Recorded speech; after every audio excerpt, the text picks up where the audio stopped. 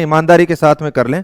और मैं अभी जगह लोग यहाँ सोचे कि 40 दिन में सिलेक्शन हो सके। मैं थाने एक किस्सो मेरे खुद को ही बता दूं, मेरो 22 दिन में भी सिलेक्शन हो रहा है।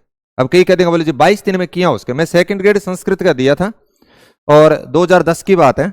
उस दौरान पहले मैं आरएस की तैयारी कर रहा था। आरएस में सब्जेक्ट होते थे, जैसे अब तो ऑल ओवर होते हैं। उस समय मेरे एक ग्रेजुएशन में संस्कृत था तो संस्कृत है। अचानक यहाँ लागे, पहले यहाँ लागे 2-3 महीना को टाइम आओगे, डेट आई तो मात्र 22 दिन बचे थे। 1-2 दिन और खराब हो गया, 20 दिन। मैं क्यों आप 20 दिन पढ़ के पेपर देंगे आज। कई मेरे सागर था, मैं स्कूल में था तो बोले यार 20 दिन हम कभी सिलेक्शन हो। मैं क्यों तो फेल तो यही हो जाऊंगा, पर 20 दिन तो लड़ाई लड़के देख लें। उस दौरान मैंने, मेरे 2-3 मित्र थे जिनको संस्कृत बहुत अच्छी आती थी, मैं बाहू संपर्क करो। मैं क्यों यार आपने कहीं अपवाद वगैरह बताओ। जब भाई हंसने लगे, भाई जी तुम बी वाली सी बात करें यार, अपवाद बताओ क्या वो कोई तरीको है। मैं क्यों मन थे बताओ, आप बाकी कवर कर ले, कोई बात को नहीं। भाई आरएस का पेपर दे रहे थे तो जीके वाला पार्ट वैसे ठीक था।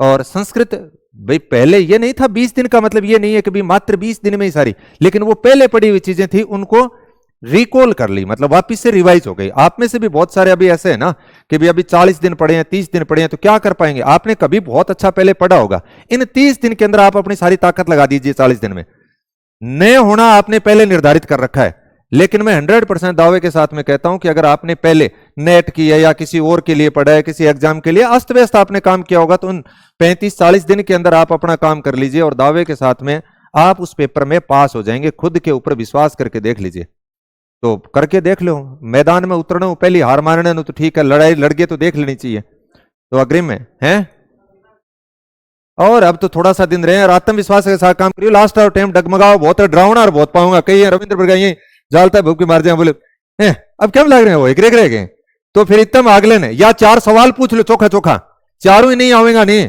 बेंगे हो जाएगो, अब तेरे को नहीं होवे।